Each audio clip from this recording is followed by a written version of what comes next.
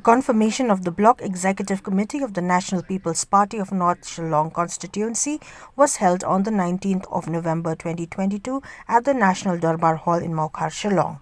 Besides the state president of the party, Dr. W R Kharlukhi, others present included Jasmine Lyngdoh, Rocky Heg, Teibor Pathaw, Ransom Sutnga, party workers, supporters and others.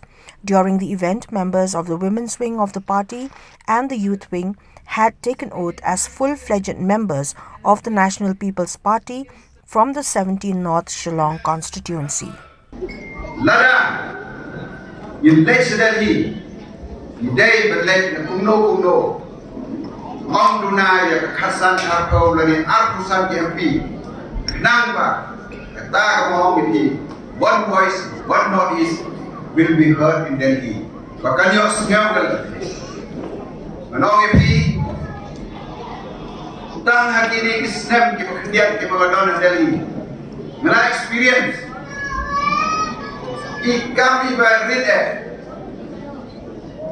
case when your Vice Chancellor of the Nibu, Ilayok, Ibrahim, Bobit Piang, Bobit Pan, Ila Persang, when lobby of Pradeng Jongi, Ida Naimut MP, Broad Naimut, Ila Ikendu, Iki Minister, Nangta, Om Tangkata, Wat, Hakatua Northeast Forum, Ila Persang, Dragadel Hingga Pusnawi. Marmalay, and Om MP, NPP, kedai regional party, beda national outlook. Kapan pun kedai time kejongi, region kejongi.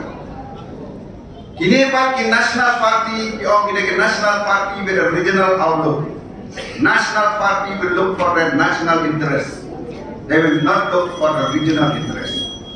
Nama kata, hey we don't come. Kalau kumong, kau sengau, kau kita kendiat. Kalau dia keluar bagi election Delhi, Om Ban Bek dan dia berkerpat ke Delhi, pendoa ke Delhi. Ke politik ke kelah berjaya kelah. Ladang iyo, arpau mut ki MP nang ni, oi, nang sen nilai ke coalition government.